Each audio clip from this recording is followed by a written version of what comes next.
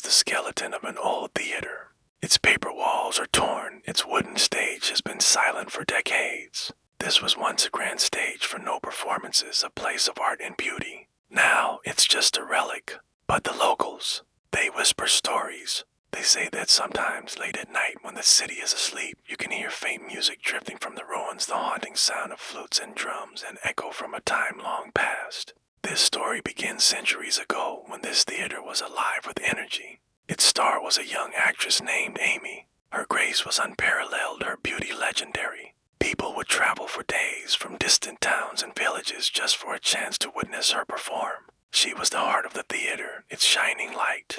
But where there is light, there is often shadow. Amy had a rival, another actress named Raina. Raina watched from the wings, her heart consumed by bitter jealousy. She longed for Amy's fame, for the applause, and she would do anything to take her place. One evening, just before the premiere of a new play, the theater master presented Amy with a special gift. It was a mask for the final act, a piece of extraordinary craftsmanship. Carved from a single piece of white wood, it was smooth and flawless. Its lips were painted a delicate, vibrant red, but its eyes were just empty, dark voids.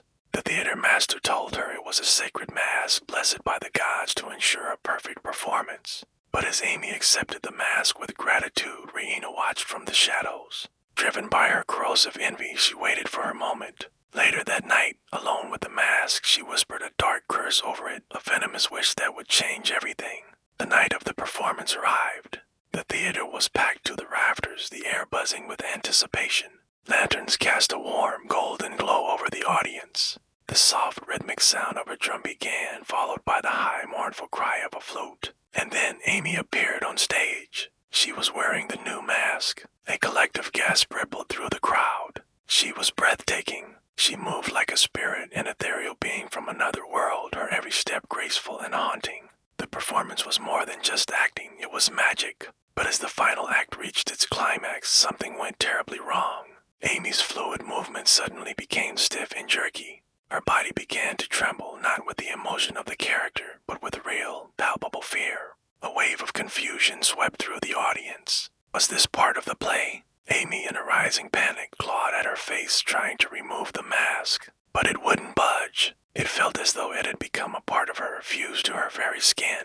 Her fingernails dug into the edges, scratching at her own flesh, drawing blood, but the mask remained fixed.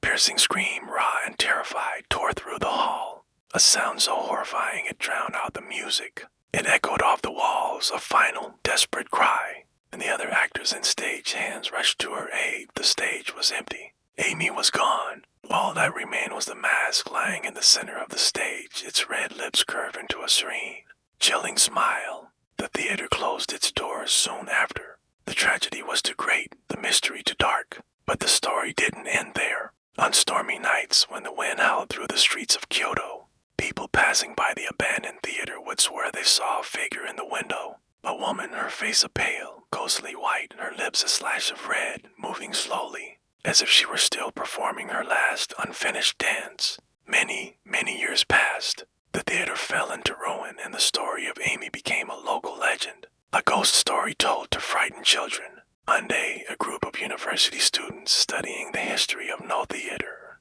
decided to explore the abandoned building for a class project. Pushing past the decaying doors, they stepped into a world frozen in time.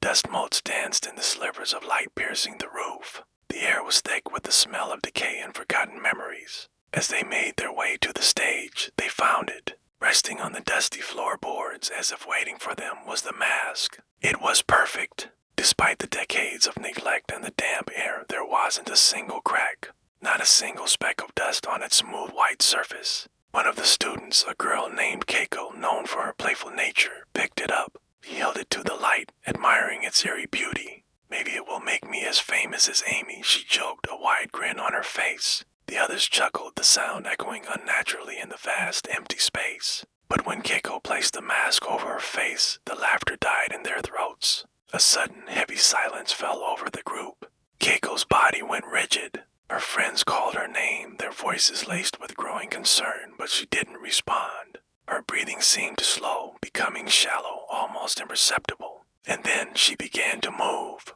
Her arms rose, rose, her feet began to glide across the stage with a grace and precision that was impossible. She was performing a no dance, a dance she had never learned, moving like a seasoned master. Her friends, caught between fear and awe, started to clap nervously, trying to break the strange spell that had fallen over them. That's when Keiko slowly turned her head toward them.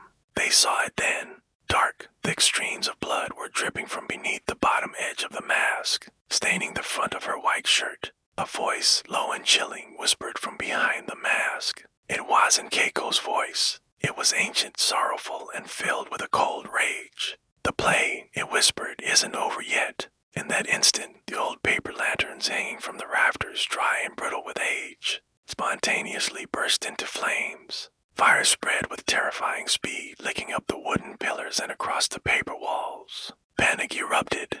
The students fled, the screams of terror mingling with the sudden, deafening music of flutes and drums that seemed to fill the air from nowhere. They scrambled out of the burning theater, not daring to look back at the inferno that had once been a place of art. When the fire department finally extinguished the blaze, there was almost nothing left.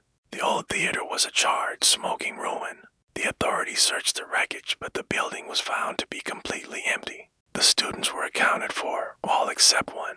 Keiko was gone. There was no trace of her, except for one impossible thing. In the very center of what was left of the stage, amidst the ash and blackened wood, sat the mask. It was completely untouched by the flames, its white surface pristine, its red lips still smiling that same serene, terrifying smile. That night, and for many nights after, villagers swore they saw a lone figure dancing under the moonlight near the ruins. A woman, her face hidden behind a perfect white mask, her movements filled with an endless, inconsolable sorrow. They say the mask still exists today. The official story is that it was recovered. It is now locked away deep in the basement of a Kyoto museum, too dangerous to be displayed. But these kinds of objects have a way of reappearing. So, if you ever find yourself in an old antique shop or a dusty museum archive and you see it, a mask of smooth white wood with delicate red lips and empty, staring eyes, do not touch it. Admire it from a distance and then walk away. Remember the story of Amy and Keiko, because some legends are true, and with a mask like that, you have to be very careful. Once you wear it, it wears you. Thank you for joining me on this journey into one of Japan's darkest legends. If you enjoyed this story, don't forget to like, share, and subscribe for more tales from the shadows. Stay safe, and see you next time.